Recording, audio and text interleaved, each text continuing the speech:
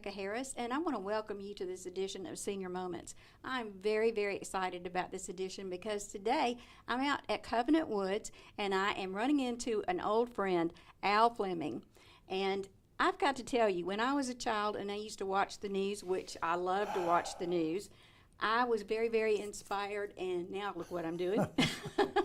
This is my part-time job, but it was definitely not a part-time job for you. No. So for those of you who remember Al Fleming, he has been in broadcasting the majority of his life, and now he's living That's out a at Covenant long Woods time, too, I'll tell you that. and enjoying retirement, aren't you? Well, yes and no. Yes and no. I'll get into that later, but my wife passed away about 15 months ago. I'm so sorry. And then not long after she passed away, I had a minor stroke, which was just enough to make me dizzy sometimes, and maybe a lot, I don't know. But it's made life a little tough since then, and I was very fortunate to be able to move over here because it is wonderful. But you know what? They said you have to be 55 to be here. I'm only 32. And that kind of embarrassed me. They come over here, and there's some people 55 and older. I understand. Well, I want to know a little bit about you, and I'm sure our friends out there want to know too. Where were you born? I was born in Orange, New Jersey. Okay. You know, there's 4 Oranges in New Jersey. Orange, West Orange, East Orange, and South Orange. And that's where Edison invented the light bulb. That's where his place is, where he actually invented the light bulb. I was there. Now, how could you have been there when you're only 32 years old? Well, he was 41 at the time. Not quite. Well, I'm already having a great time with you, and one of the reasons that I wanted to come out and talk with you today is because I know that you have got story after story after story of things that has happened in your career. But at first, I want to know a little bit more about you as a person. Okay. Can you tell me a little bit about why you decided to get into this field? Well, that came pretty early when I was in college. Went to Illinois Wesleyan University in Bloomington, Illinois, which is a small Midwestern college. Now it's one of the best in the country, but while I was there, and I can understand this, it was not the best in the country because of me, I guess. But I always wanted to do this because a good friend of mine in the same fraternity, he was a part-time radio announcer, and I said, that sounds like it's pretty good, doesn't it? And he worked at the local radio station, and I said, can I go with you? Oh, yeah, you can go with me. And he said, Al, he said, Fleming, he said, you'll never, ever in your life be a broadcaster with the voice you got. And I said, well, okay. I said, I want to go with you anyway. So I went with him, and we had a good time. That guy now that's so hot on the radio runs a company. He's an old guy like me now. He runs a company that cleans out the grease traps in gas stations. You showed him, didn't you? I sure did. I sure did. Well, my father said that too. He said, Al, you'll never be in broadcasting. And my mother said, Al, if your voice is any higher, only the dogs will hear you. So I showed them all. Oh, I always loved I hearing never your made a voice. lot of money, but I showed them all. I always loved hearing your voice. It's very distinctive. Well, it's a little hoarse now because as I told you, I had a part-time stroke. Yes. And it's affected a lot of things, my memory, my speech, and so on and so forth. And I get dizzy if I stand up too fast. Fortunately, they say it's curable, and I'll be back again. You know, I'm back to normal. You know, funny looking and old. And anyway, what was the question? Well, the question is, I want you to tell me a little bit more about yourself. Yeah. Tell me about when you met your wife. Well, I had 3 wives, to tell you the truth. Oh. Yeah, they were something wrong with them, I'm sure. But when I had the lounge, I would drive around every night and just see what the parking lots looked like at the other clubs. And if there were a lot of people at them, I got worried. Right. If there weren't many, I felt pretty good. But I never went in them except one time. And it was on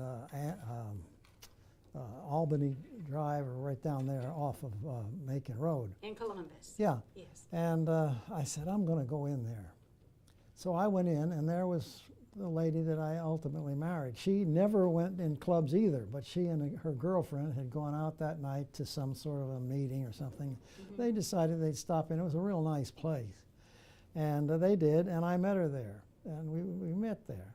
And she looked pretty good. I bet. She still looked good for a long time. She still looks good, I guess. And I took to her right away. I was divorced, and her first husband, had been a lieutenant colonel in the Army, and he was in Vietnam twice, and he got Agent Orange. Oh. And he died at age 43 of Agent Orange, a brain tumor. And she had 4 children in their teens. And we went together for a year before we finally decided maybe we better make it permanent, and we did for 42 years. She passed away about 15 months ago. And I took care of her for a year while she was sick, which I'll get into if you're interested. And we just hit it off big. She was very, very interesting person. She had a doll collection, probably one of the best in the Southeast. She had about almost 2,000 dolls in the second story of our house. And it was fantastic. She had 200 or 300 Barbie dolls and a Madame Alexander doll. What was her name? Gloria Cole Fleming, yeah. But she was very shy, and she didn't want a bunch of people coming up looking at her dolls and all, and so very few did. And I said, you need to give these dolls to the library and let them fill up a room with them. It was very interesting. When she had people come and look, they were astounded because she took very good care of them. She had a good collection of crystals and Hummel dolls. You ever heard of Hummels? I have. Yeah, she had a lot of Hummel dolls, and she was a very interesting person. Well, what did she think about you being in broadcasting? She enjoyed it, but I wanted her to go on from time to time if we had a telethon or something, but she never wanted to do that. She was 4'9". Maybe that had something to do with it. I don't know. But it was very. I'll show you some pictures of her here. We would love to see some pictures of Gloria. Yeah. Well, a couple of other things that I wanted to know is how did you move to Columbus, Georgia? What brought you to Columbus, Georgia? Well, I'll start at the beginning of that. I was going to Illinois Wesleyan, as I say, and I had put in a couple of years. And that's when Vietnam came along. It was 1951. And I wasn't anxious to go to, I didn't think I'd make a good soldier. But I joined up the Army anyway. And I was there at the school for about 2 years. And then I had made my decision to go into the Army. Well, they wanted me to go to school to learn to be a medic, and I couldn't fathom that. Well, this is going to make you mad, because it made me mad now if anybody does it. But I told my dad, and he wrote to the general. He said, I don't think my son would make a good soldier. He's chicken, you know. Well, I sat down and waited while all my friends left for the war and for this and that and the other thing. And all of a sudden, after about a month sitting under the tree crying because I had no friends, I got my orders for a Warren Air Force Base out in the West, cold country. And I went out there, didn't like it at all because they assigned me to Typing? clerk typist school. I said, I don't want to spend the rest of my time typing. Well, I went out there anyway, but I didn't realize that they had something else in store for me that took learning to type. I was going to be a cryptographer. Do you know what a cryptographer Yes, I do. is? Well, that was pretty good because they give you a real high security clearance and so on and so forth. And I didn't even know there was one better than top secret, but there was. It was called the Atomic Energy Act of 1941. Well, I thought this is going to be pretty good. And I stayed at Fort Francis at the place there in Illinois for a year teaching cryptography. And then they sent me to Vietnam. And I thought, well, I wonder what that's going to be like. And when we got off the boat that we had spent 2 weeks on, getting seasick and that sort of thing, and the guy at the bottom said, you go this way, you go that way, you go this way, you go that way, and I ended up over this side. And they said, okay, this bunch over here is going to Vietnam. But as a cryptographer, it wouldn't have been so bad because they hide those people behind because they get all the secret stuff and all. And this guy, you guys over here are going to Tokyo. Well, this was about 5 or 6 years after the Second World War. Mm-hmm. And I thought, boy, we're going to Tokyo, it's a wreck. You know, they've bombed the place and burned it and everything else. We ended up across the big road from the king's house, his palace grounds. Wow. And every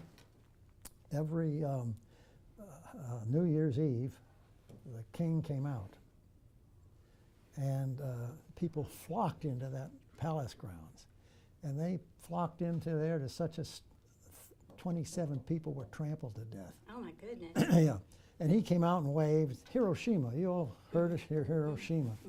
Mm-hmm. And we had an office building where we stayed with locked doors and all that sort of thing. It was the office building where MacArthur had held his office, but of course he'd left by now.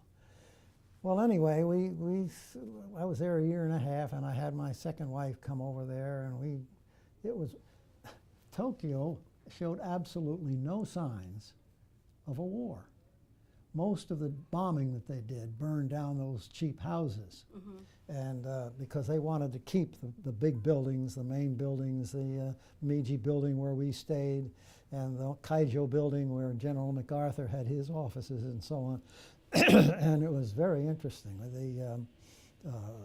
The big theater was over there where it was for the GIs, and it was for us. And it was very interesting. It's very interesting because they had big stars come over there. Who's the black lady who, she's very famous singer. I'll think of it as I go along here. And people like that, and restaurants were just terrific. My dad was with General Motors, and he knew the president of General Motors in Japan. Wow. And he wrote him a letter and said, will you take my son and his wife out to a nice restaurant? And this president of General Motors in Japan pulled up in his limousine with a driver. I bet that A was 1954 Chevrolet.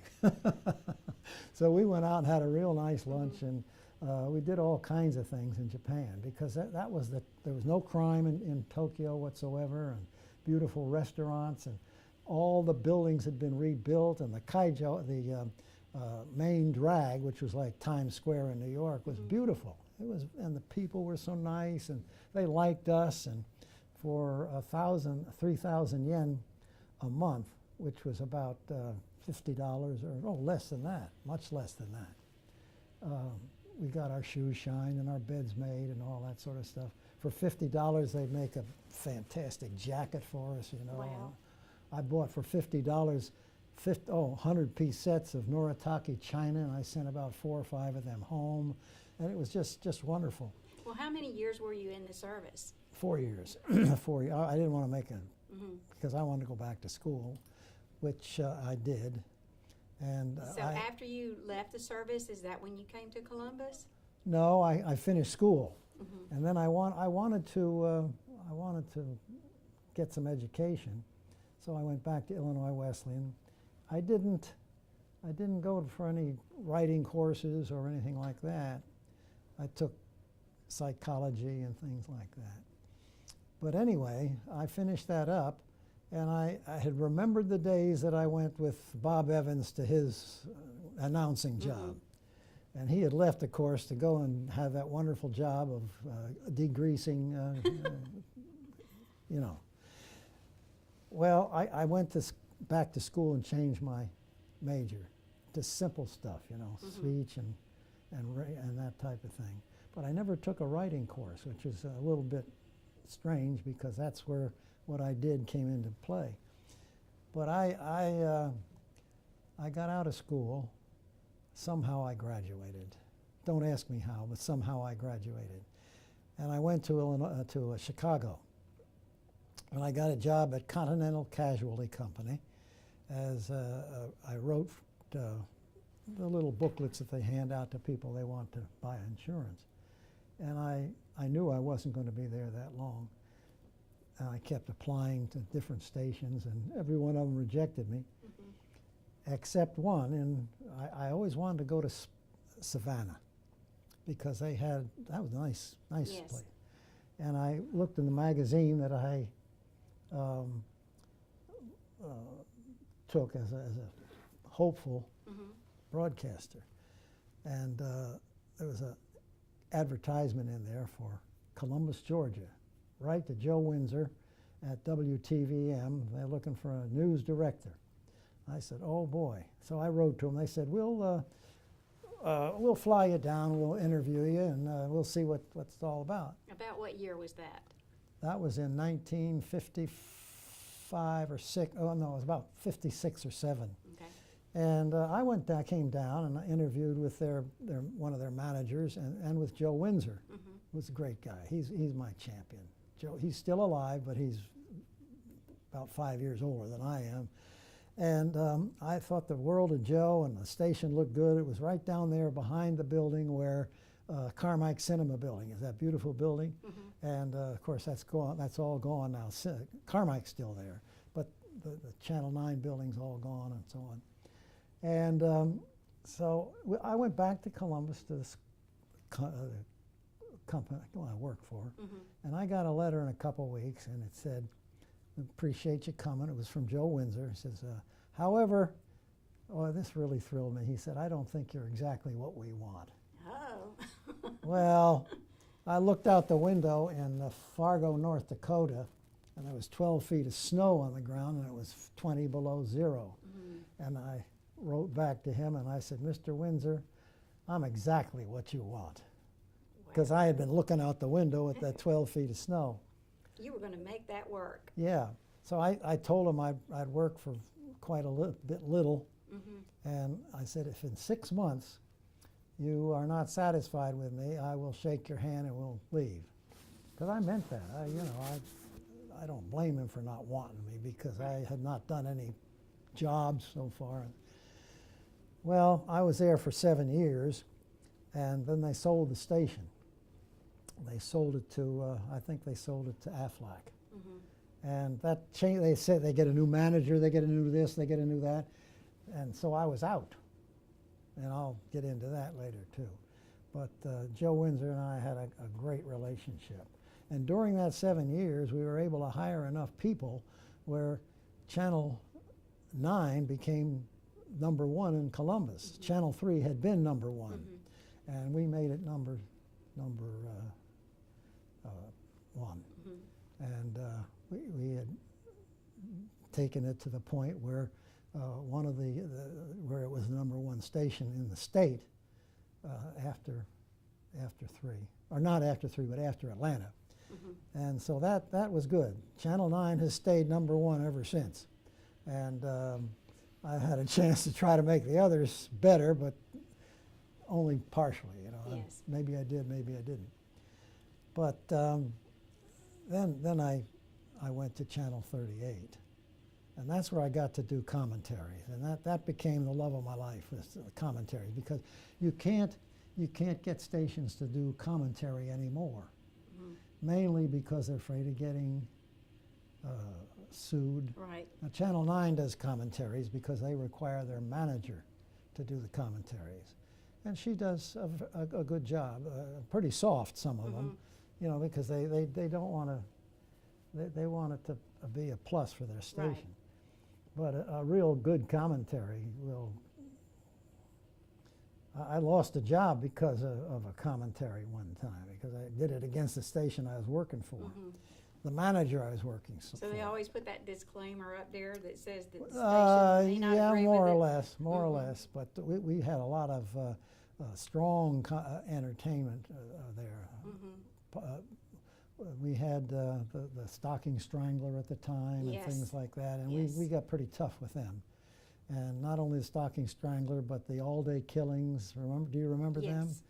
Things like that. And some of them were pretty cutting. But we did it twice for Channel 38, and we did it once for Channel 3.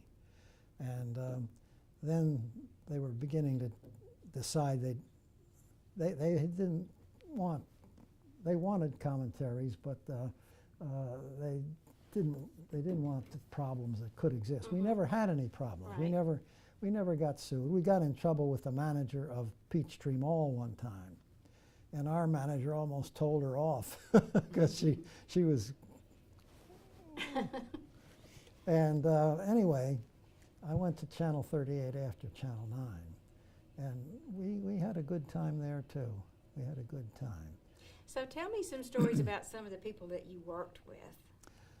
The one person that sticks in my mind most is let me think of his name, Jim Hickey. Okay. Jim Hickey worked for us. He came out of the Army, and he wanted a job in broadcasting. And he came to me, and I could tell he was a lot smarter than I was, because he was a tough guy, good guy. Mm-hmm. And so I hired him, and he was with us for a couple of years. And he did all kinds of good stories and so on, and he was very good. Do you remember Fletcher Thompson? He was a congressman from Georgia. Okay. And at one point,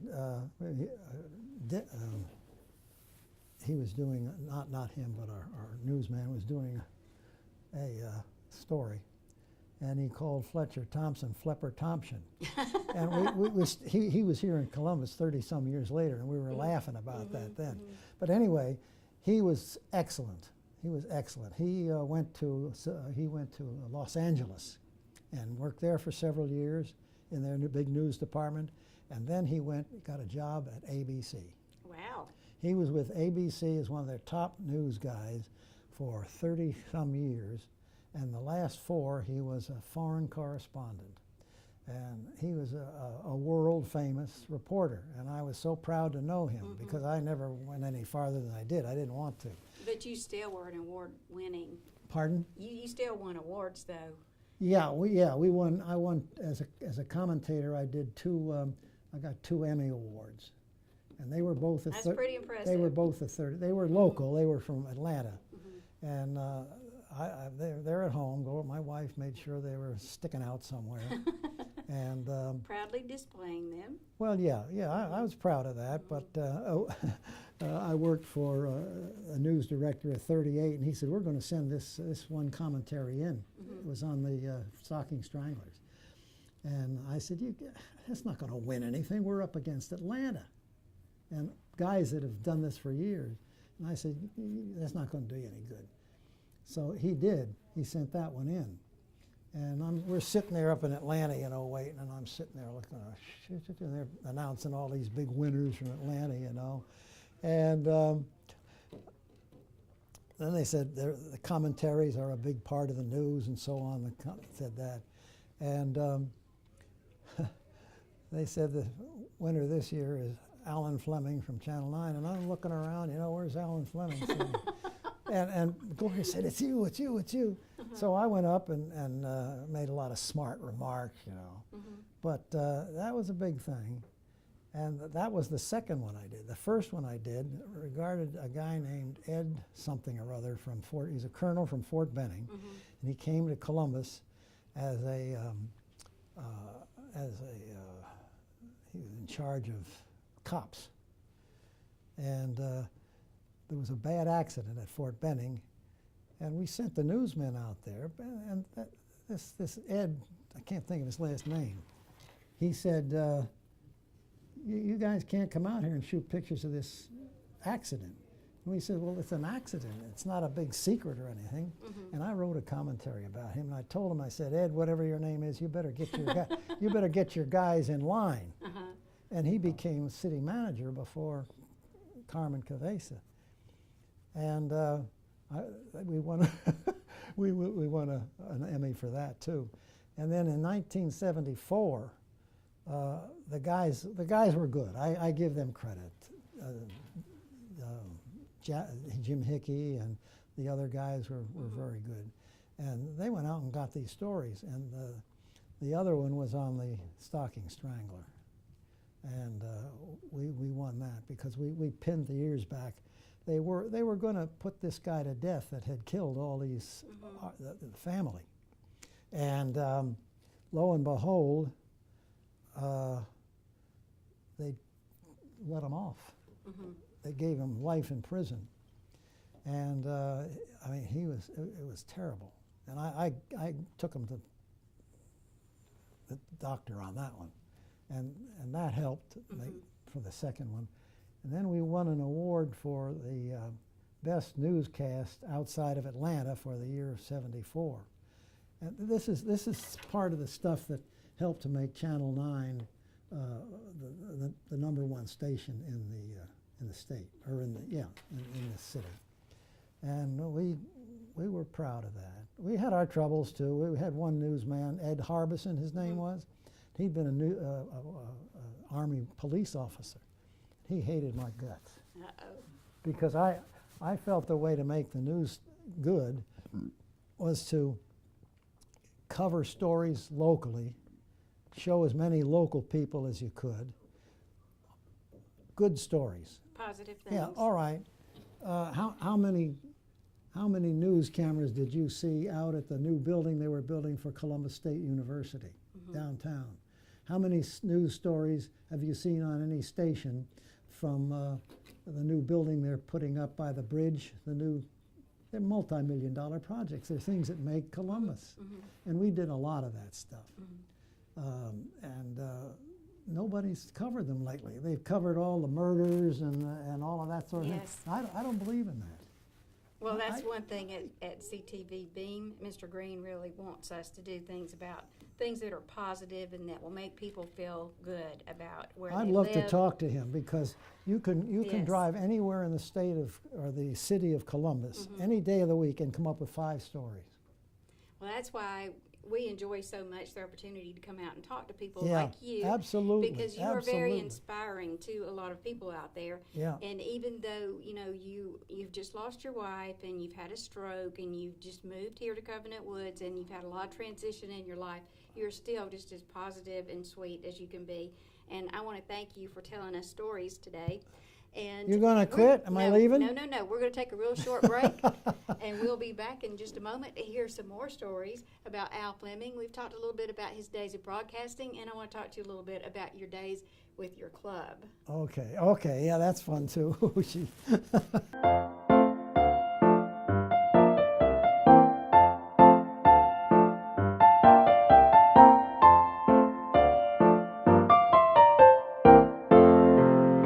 Hey folks, I'm Bear O'Brien, and over the last 40 years I've been able to share my mornings with you on radio, and I've also been able to share my inspirational message every morning. It's a chance for me to share my faith with you.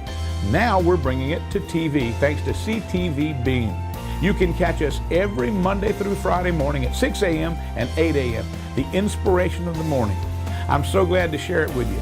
So please be watching every Monday through Friday at 6 a.m. and 8 a.m. I love you. God bless you. We're back, and I'm here today with Al Fleming, and he has been a lifelong broadcaster here in our area, and we're at Covenant Woods, where he's recently moved to, and he's just telling us a little bit about his life. So if you missed the first part of the show, you can check it out on YouTube, and you can also share it if you have friends that you think would be interested in seeing this interview with Al Fleming. I'm having a good time. I don't know about you. I am having a good time. Yes, indeed. Before we leave to talk about your club days after you left broadcasting and opened up a club, I want to talk a little bit about some of your friends in broadcasting, like Dick McMichael. Oh, Dick and I are good friends. Yeah, I like Dick. I remember Nona Christie, who works out here at Covenant Woods, had told me that Dick McMichael was coming out to have lunch with you and Miller Robson. And Chuck Leonard. Chuck called me this morning. I don't know what about. I hope it's to offer me a job. I don't think it's true, but I'm pretty sure it's not true. Well, I've worked a lot with Chuck Leonard also, and Miller Robson and all those folks. And Don Nally. Did you know Don Nally? Yes, just like family, right? Dick lives in, Cumming, Georgia now, with his daughter, who's quite well-to-do, and her husband. And Don has not been well for years. And he's up there so that his daughter can help. His wife is older too, and it's very difficult for her to take care of Don because he requires medicine. Right. He'll be down here in a couple of weeks. Oh, that's great. Yeah. I know one time Nona had told me that y'all were getting together to have lunch out Oh, here. yeah. And I wanted to pop in and see you then, but unfortunately I was in the hospital. I had pneumonia. Uh-oh. But I'm a lot better now. But I just wanted to ask you also about Patsy Avery and the Miss Patsy I show. understand Patsy is not good. She had cancer at one time. Whether she still does or not, I don't know. But her husband, Lynn Avery, he was sales manager at Channel 9, and he became manager when they sold the station. And Lynn and I just didn't strike it off too well. So he said, you better just look for something else. And it's strange too, because we had done a pretty good job there with the people at the station and you know, getting some honors and so on. But I left, and I wasn't a real good friend of Lynn's until I started to do commercials for Avery. What was his name? Callaway. And by golly, he put Lynn Avery as producer of these commercials. And I thought, oh, brother, we're not friends. Well, we became friends. We became good friends. And I liked Lynn. I liked Lynn a lot. He had the job to do, and he did it, and I was the butt of it. But anyway, we became good friends, and he passed away, of course. But Lynn, or Patsy, I understand, is still living on Edgewood Road, and we had a good time. I'm sure y'all remember the Miss Patsy show. Oh, yes. I know we all looked forward to that when we were little. And Yes. I remember yes. going on and singing sometimes when I was a child. That was But, that was a good show. People liked that show. Yeah. Yes, it was. And we missed things like that. Oh yeah. Well, Well, that's the old time television. Right, see? right. Now it's some not to denigrate the women, but it's The View and so on and so forth. They're fine. They're all good talk shows, but they're all adult talk shows. You Right, know? And right. They're on topics that maybe you don't even want to hear your kids talk about. Right. There is a lack of programming for children, I think. There is. Yeah. And on a personal level, they get to see things that are animated and, Yeah. and things that are produced in Hollywood. But as far as actually having somebody to look up to, like Miss Patsy or Mr. Yep. Rogers or things like that, you know, that's kind of lacking these days. But the experiences that you've had with your television family, and it's gone around in circles here in the community, you know, and we could talk forever about all the different personalities of people that you've gotten to Good know people, over the years. sure. George Theringer and people like that, yeah. Doug Wallace. Doug Wallace became a good friend of mine, and he, Doug of course, Wallace was a weatherman. he's gone now. You know how he gauged the weather? No. You know how they gauge it now? They've got $50,000 and $50 million worth of equipment. He'd go outside and he'd put his hands in his pocket like this, and he'd look up at the sky.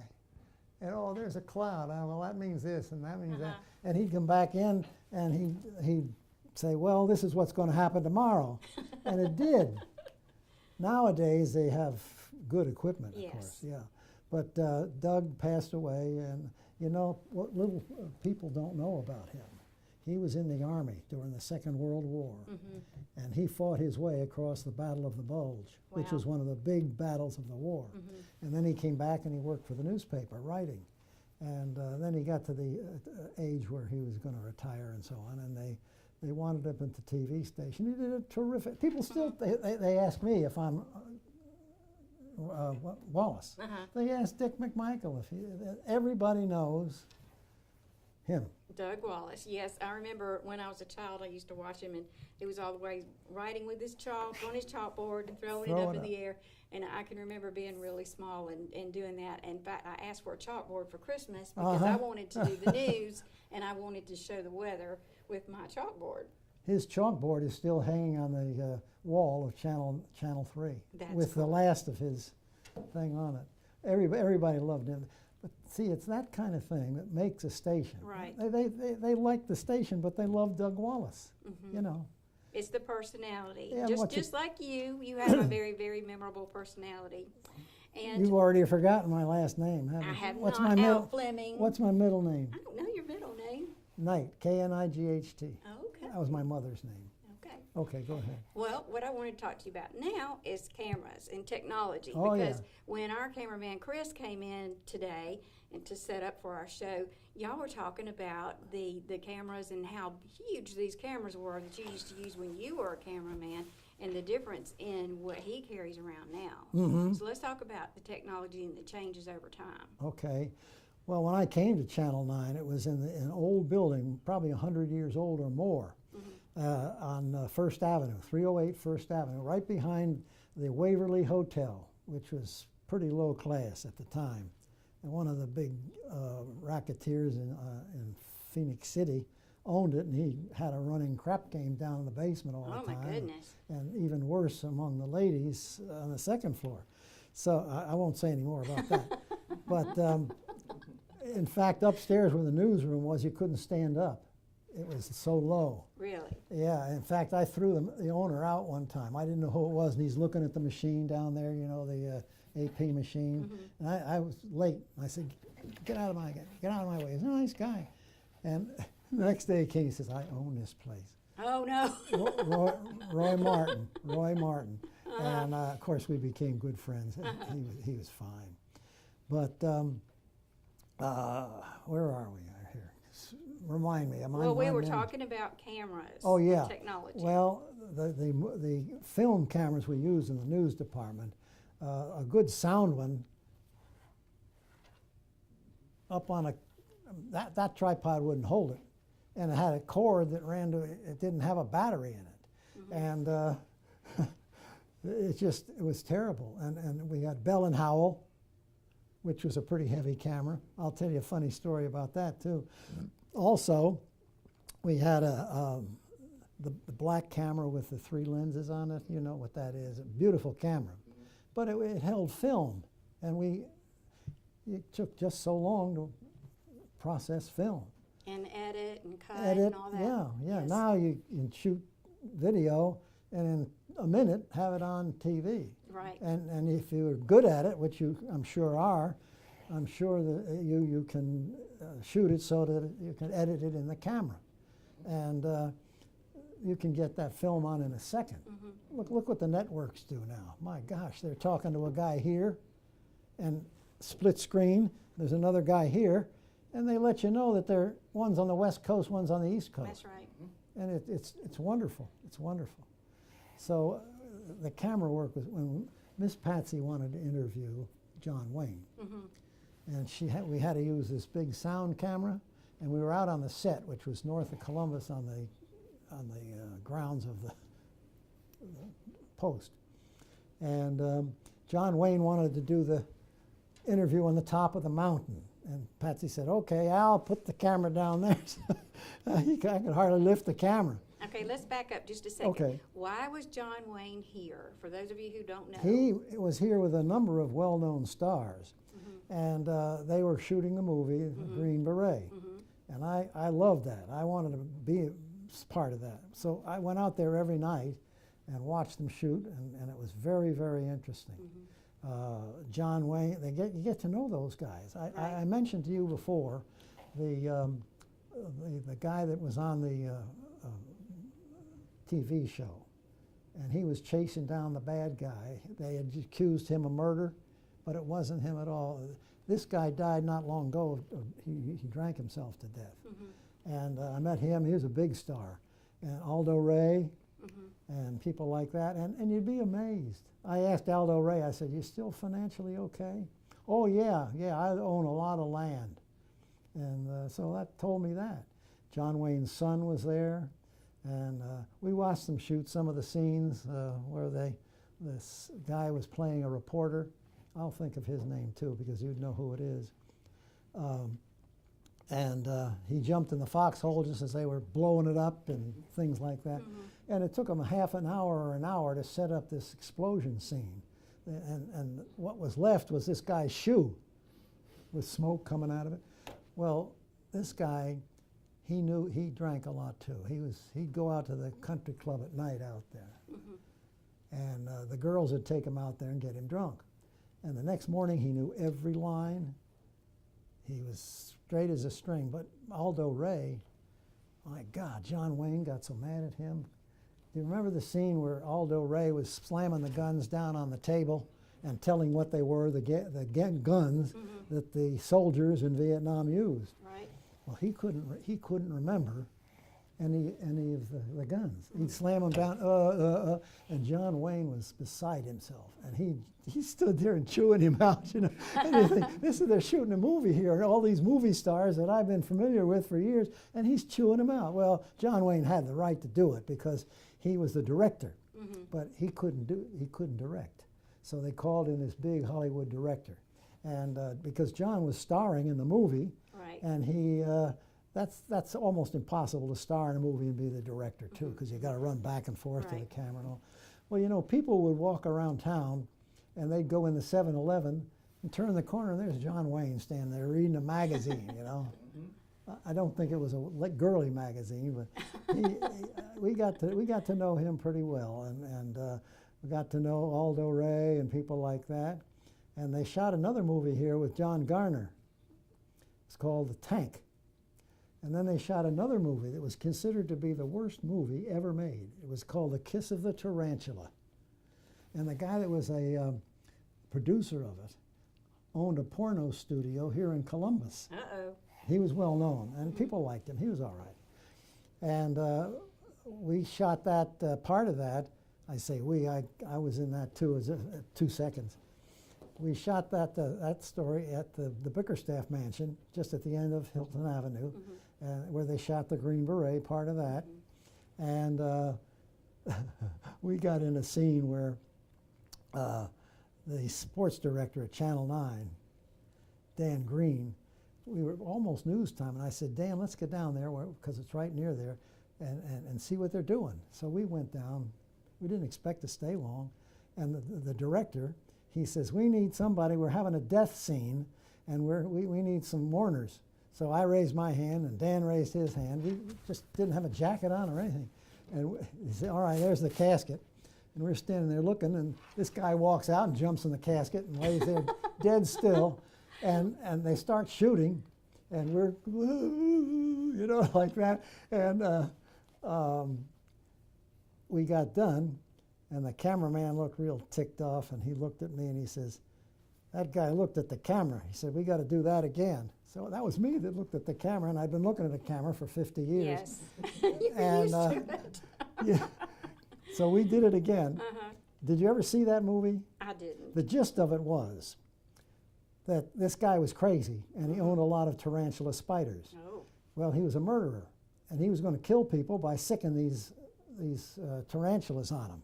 You remember the movie? And Carl thinking about that. Yeah, and it was the worst movie. They did one scene. They were building the new Bill Hurd up on the expressway, and there were big ductwork. And they had this guy crawling through the duct, and they were sicking these tarantulas on him. See, and he died. It scared him to death. And the building was half done, you know, and it just went on like that, and we were all laughing about it, you know. And there were 3 movies shot, and they're shooting one now in Columbus. Did you know that? Did you know that Georgia is bigger than Hollywood now? I do know because that. the governor cut out all the taxes, And they're shooting, there's a movie studio here in Columbus, and there you probably know about this. You know about it? And they're shooting animated. And my friend David Nally, Don Nally's son, he's been in several of them. And they've given him a speaking part. He's going to be a minister in this one movie where he reads the 23rd Psalm. Oh, that sounds like fun. And I sold him my classic car in 1972, Thunderbird. And he has applied there to have that in a movie too, because we fixed it all up. It's like brand new. And they may use that too. I'd like to be in a couple of them. I really would. The Thunderbird, I think they get $200 or $300 a day for that, and for Don or for David, they get a couple $100 a day too for that, and he And owns the his own experience- business. Yeah, the experience and the fun of doing that. Oh, he loves that. And I Yeah. keep hinting to him that let me know, Because you want to but do he it too. hasn't because I may outshine him. See? Oh, I gotcha. No, I won't. No, I won't. Not with this voice. But Well, we're going to take a really short break, and we'll be back in just a minute. And when we come back, I want you to tell me all about Al Hoos. okay, that's fun too. Preferred Medical Group is proud to offer in-house medication management and counseling for children and adults with ADHD, anxiety, learning and behavior problems, depression, and more. Dr. Chandra has helped treat and diagnose my son's anxiety disorder with medication and counseling. Now he does so much better academically and socially. Call us today to schedule an appointment at one of our 3 convenient locations. Dr. Chandra loves me, cares for me, and helps me. Well, just like I promised you, we've got Al Fleming here, and he's going to be talking to us about his nightclub that he owned called Al Hoos. Okay. I remember that very, very well. So tell us how you decided to open up this nightclub in Columbus, Georgia. Money. And when was it that you opened it? Let's establish that. 1975. I had Okay. opened a small one called the Bronze Boot, and it was over there on off of. Anyway, I built St. it because a Mary's guy Road. tried to sold me. I spent a year trying to find something to do to make more money, Uh-huh. because in a market like this, you don't get rich. Right. But I didn't want to leave Columbus, so I put together a resume and I went all around town to rich guys, John Amos, people like that. Mm-hmm. And they all were very friendly, but that's not a good idea to invest in a nightclub, you know, especially a guy that never been in one before. So I was interviewing Harry Kaminsky. Do you remember Harry Kaminsky? He was a guy that wanted to start downtown into its really big time. He never did, but he owned a junkyard. And I was going to interview him one time, and he came out to the station at Channel 38, and I said, you know, if people with money would help guys that didn't have much money, it would be a big help. He said, what do you got in mind? I said, I've been trying to get a note, somebody to sign a note with me for $50,000 because I've got to furnish this place on Buena Vista Road that this fella's building for me. He said, tell me what you need. I said, $50,000. He said, go see so-and-so, the president of the bank in Phoenix City. In 3 days, I had my $50,000. So Harry Kaminsky became one of my best friends. Unbelievable. I love the guy. He was murdered. Oh, no. He was murdered by a guy that had land next to him out in anyway. They had land, and they had a feud going. And this guy that came to his office one day and killed him, and walked outside and killed himself. And I nearly died. I really did. I nearly died. But anyway, I had my money for the one on Buena Vista Road. And D.L. Jordan was the contractor that built it for me. He's now become extremely successful. He's the one who gave $3 million or thereabouts to Columbus State University, you know. And he's been a very good friend of mine, and he built the one on Buena Vista, on Sidney Simon's building also. And we had good success with the one on Buena Vista Road. And everybody was happy. We were very tough on it. If anybody got in trouble in Al Hoos' place, we invited them never to come back. And that was a few people, but not much. And we had that for 13 years, and it began to, we figured we had enough. We enlarged it one time during the thing, and we had live entertainment there, which I'll tell you about, very good. Okay. And we moved up to the north and D.L. built us a beautiful building and a restaurant. We had Scooter's Restaurant there. My wife ran the restaurant for a couple of years, but it's a tough, tough job. It is. And my wife did not have the experience, although she did a tremendous job. Well, anyway, we had good entertainment. We had, I'll go through them as quickly as I can. We had Billy Joe Royal. Remember Billy Joe? I do. Down in the boondocks? Yes. He was famous for being a drunk and drugs and all kinds. Well, he came to our place, and a couple of weeks before, he drove through the city up near Atlanta, and he got out of control in his fancy sports car, ran down a gas pump, set fire to it, and wrecked his car. Well, he was a wonderful guy. He was wonderful, but he was, you know. And we had a good time with him, and he came several times and sang down in the boondocks. He says, that's the one that got us out of the mountain, he said. And then,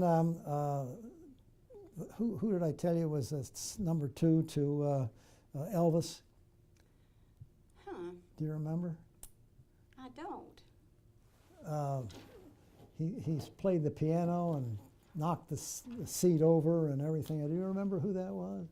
I'll remember. But anyway. Jerry Lee Lewis. Jerry Lee Lewis. Yeah. He was number 2 to Elvis. He knew Elvis, and he told us all about Elvis. And the booker got him for us.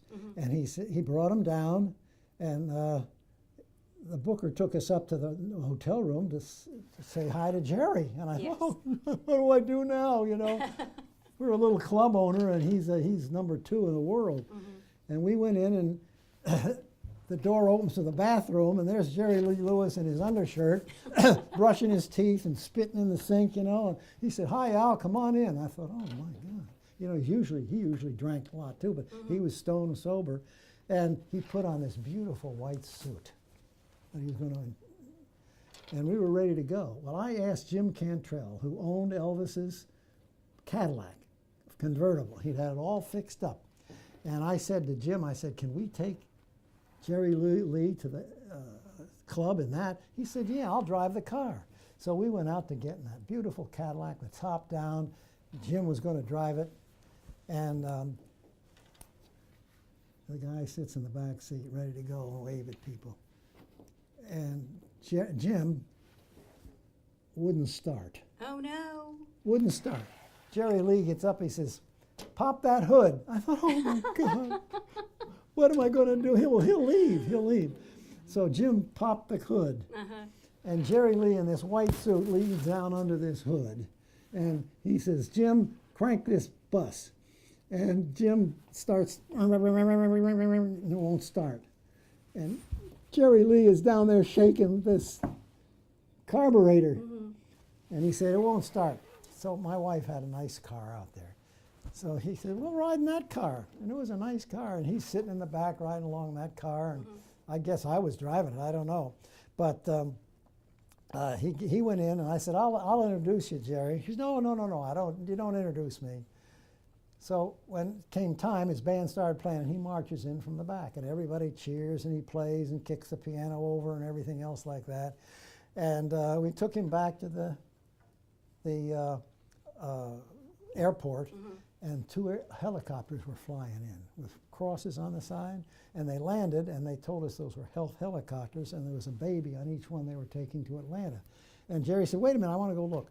And he went and looked in there, and these people are sitting on that helicopter looking at Jerry Lee Lewis climbing around looking in there. And Jerry Lee wanted a bottle. So we gave him a bottle of Seagram 7, and somewhere he picked up a girl. Imagine that. And they were, they were sitting in the back seat of my wife's car. He's drinking, and the girl's sitting on his lap. Well, we said goodbye to Jerry, but we've never forgotten that. And then our next big star to come was a guy named, what was his name? The Twist. Chuck Berry? No, not Chuck Berry. One of the most famous black guys in town. I'll think of the name. Okay. But anyway, my wife got to dance the Chubby Checker? Chubby Checker. She got to dance the twist with Chubby Checker. Oh, wow. And when these guys came, they were the nicest guys in the world. Chubby Checker sat in the office picking dog hairs off of the sofa because we'd had our dog in there. And they were the nicest guys you'd ever meet, you know. And then who was the guy that I told you had the bus and sang God Bless the USA? Lee Greenwood. Lee Greenwood came, and he got locked out of his bus. Oh, no. Yeah, he got locked out of his bus. Well, that is so neat. that you had the experiences of having so many of these national artists come Oh, to it was Columbus, fun. Georgia, Yeah, and they were all great guys, you know. in your club, and you got to spend personal time with them. Can I tell you the story about Albany, Georgia? We had a club in Albany. Yes, it we'd didn't love work that. out. It did not work out. And my wife had a big joke going. She says, I'm 4'5", and I weigh 106 pounds, but I am the bouncer. And she wore cut-off overalls with a strap and all on it, you know, and she'd walk around like this. I got a picture of her. And this guy was in there. He weighed about 300 pounds.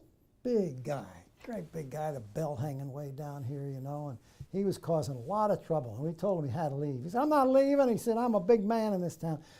Well, it got to the point where we had to call the security guys. I told you can cut this part out of your deal if you want to.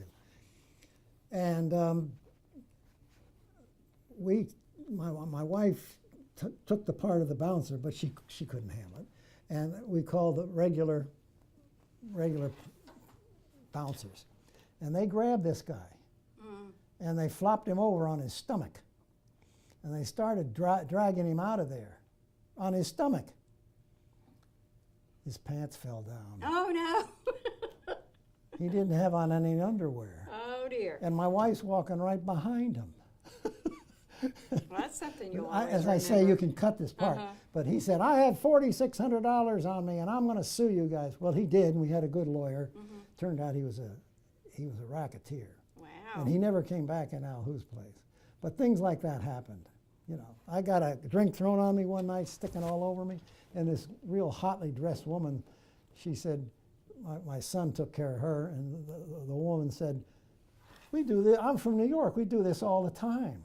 You know, this junk draining down, you know, and all that. But that's pretty much what happened. We got to the end of our rope on the old one on Buena Vista Road. It was a great club. It is a black church now. Yep, I heard that. It is a black church, and it's beautiful. And then we Is built the one on Sidney Simons also a church? no, it's torn down. Okay. The church next door was a Japanese church, and also shared with a white church. Okay. And Carl Gregory bought my property and kept it for quite a few years and was paying a lot of money in taxes. And he finally tore that building down. It's just a big sand pit right next to that church. You're probably familiar with that too, aren't you? It was a theater, and then they built the church onto it, yeah. What else? We're getting toward I think probably people are probably sleeping on the floor by now. Well, like I said, one of the reasons that we wanted to talk to Al Fleming today is because you are quite an inspiration to us. And sometimes, you know, as we're getting older, we start just getting real lethargic and not keeping our hopes and desires up. But I have heard you say many times, oh, I want to do this, and I want to do that, and I want to do this. See, you have to keep your energy level up, and you have to keep your dreams going. Well, So you want to know how old I am? No, how old How are old do you? you think I am? I have no idea. It's 88. Oh, my goodness. You Yeah. don't look like you're 88. No. You see that, ladies? He does not look like he's 88. So, I don't want a lady. well, having I said want a that, hot chick. oh my goodness. Well, having said that, we're going to go over and visit in Al Fleming's apartment for just a little bit, and he's going to show us some pictures of his wife and his little dogs and all kinds of fun things that he's got memories of that he wants to share with you and me.